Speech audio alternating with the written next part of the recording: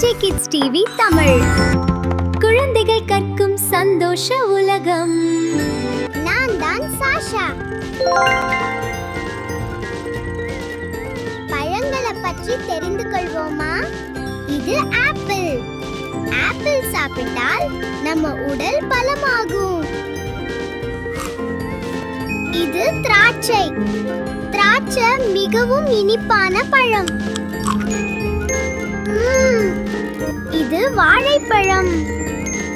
வாழைப்பழம் மிகவும் ருசியான பழம். இது மாம்பழம். மாம்பழம் மிகவும் இனிப்பான பழம். இது ஆரஞ்சு. ஆரஞ்சு மிகவும் ருசியான பழம். இது அன்னாச்சி. அன்னாச்சி மிகவும் சுவையான பழம். இது பப்பாளி. பப்பாளி மிகவும் ஆரோக்கியமான பழம். நீங்கள் அனைவரும் பழங்களை சாப்பிடுங்கள்.